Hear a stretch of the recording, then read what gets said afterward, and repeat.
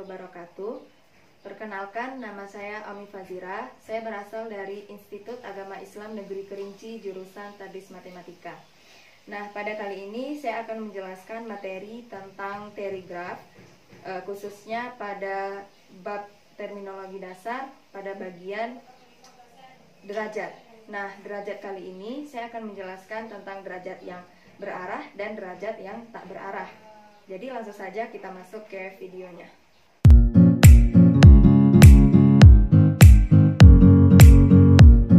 Baik, kali ini saya akan menjelaskan derajat yang tak berarah. Derajat yang tak berarah. Nah, di sini definisinya, derajat suatu simpul pada graf tak berarah yaitu adalah jumlah sisi yang bersisian dengan simpul tersebut. Jumlah sisi yang bersisian dengan simpul. Jadi dapat kita lihat, langsung saja kita masuk ke contoh untuk mempermudah, untuk memperjelas materinya. Di sini ada gambar A, ada graf B, dan graf C. Yang terlebih dahulu kita lihat itu adalah graf yang A. Kita lihat graf A untuk derajat kita simbolkan dengan D. Derajat untuk simpul yang pertama terlebih dahulu, yaitu D1.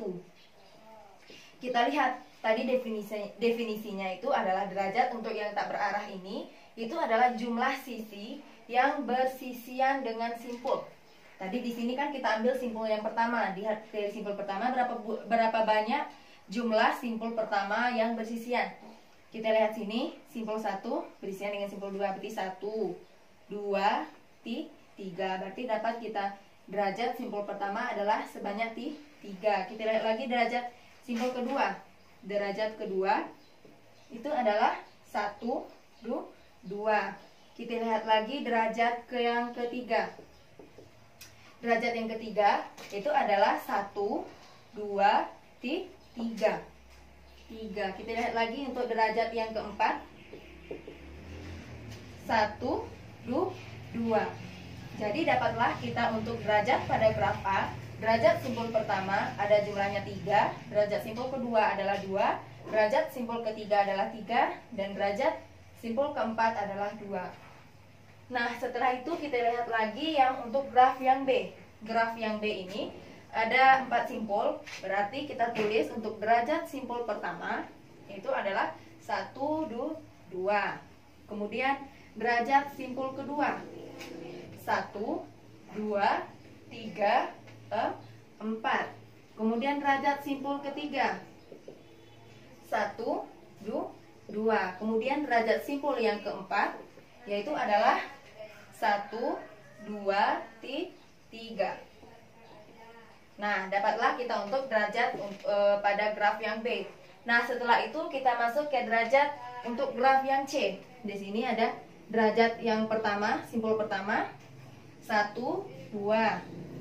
Derajat simpul kedua 1, 2, 3, 4. Derajat simpul ketiga 1, 2, 3. Kemudian kita lihat lagi derajat simpul yang keempat ada 1, 2, 3. Nah, jadi itulah derajat simpul untuk graf A, graf B, dan graf C. Di sini khususnya untuk derajat simpul yang tidak berarah. Jadi mungkin itu saja pembahasan untuk derajat pada graf yang tak berarah.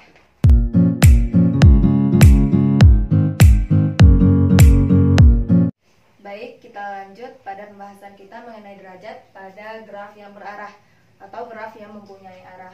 Nah, di sini definisinya dikatakan bahwa pada graf berarah derajat simpul V dinyatakan dengan D in V dan D out V. Yang dalam hal ini D in V ini adalah derajat yang masuk atau jumlah busur yang masuk ke simpul V. Kemudian kalau D out V itu sama dengan derajat keluar atau jumlah busur yang keluar ke simpul V. Atau secara keseluruhan, kalau untuk kita mencari derajat simpul V itu adalah derajat yang masuk pada simpul V ditambah dengan derajat yang keluar pada simpul V. Jadi langsung saja kita masuk ke contoh. Contohnya di sini yaitu adalah dilihat di gambar di sini ada simpul pertama, simpul kedua, simpul ketiga, simpul keempat, dan simpul yang kelima. untuk menyelesaikan soal ini sama saja dengan kita menyelesaikan pada soal derajat yang berarah, pada soal derajat yang tak berarah. Hanya saja di sini kita hanya menambahkan untuk yang D in V dan D out V. Jadi langsung saja di sini kita tulis yang untuk derajat yang masuk D in, derajat yang dimana yang mau kita ambil terserah, mau 1, 2, 3, 4, 5 terlebih dahulu terserah.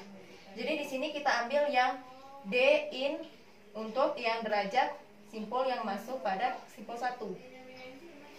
Itu adalah, kita lihat arah panahnya yang perlu kita perhatikan di sini itu adalah arah panah. Yang masuk ke simpul 1 itu adalah 1, 2. Ini tidak, berarti D in simpul pertama itu adalah 2.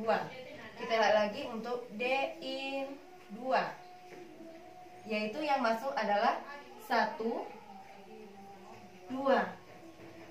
Juga 2. Kita lihat lagi untuk yang derajat simpul yang ketiga yang masuk, yaitu adalah 1, 2. 2 juga. Kita lihat lagi yang derajat simpul yang masuk ke simpul keempat, yaitu adalah 1, 2. 2 juga. Kita lihat lagi yang derajat simpul yang masuk pada simpul yang kelima, itu adalah 1, hanya 1 saja, berarti 1 sini. Nah, setelah kita menuliskan derajat simpul yang masuk, kita tulis lagi yang derajat simpul yang keluar, yaitu adalah D out. Berarti 1 yang keluar dari simpul 1 adalah 1, 2, cuma 2. Kemudian kita lihat lagi yang untuk derajat simpul yang 2 yang keluar, yaitu adalah 1, 2 juga. Kemudian kita lihat lagi yang derajat simpul yang keluar pada simpul ketiga, yaitu adalah 1 yang keluar 2, 3. Kemudian kita masuk ke derajat simpul yang keempat yang keluar, yaitu adalah tidak ada, berarti 0. Kemudian kita masuk ke derajat simpul yang kelima. Yang kelima yang keluar itu adalah 1, 2. Nah, jadi setelah kita mendapatkan derajat simpul yang masuk dan derajat simpul yang keluar, barulah kita masukkan ke derajat simpul keseluruhannya. Jadi terlebih dahulu ini harus kita jumlahkan dulu untuk yang derajat simpulnya yang masuk ke dalam, yaitu adalah 2 tambah 2, 4, tambah 2, 6, tambah 2, 8, tambah 1, 9. Kemudian ini lagi kita jumlahkan, 2 tambah 2, 4, tambah 3, 7, tambah 0, 7, tambah 2, 9. Jadi langsung saja kita masuk ke rumus umumnya. DV, derajat simpul V keseluruhannya itu adalah derajat masuk pada simpul V kita tambahkan dengan derajat keluar pada simpul V.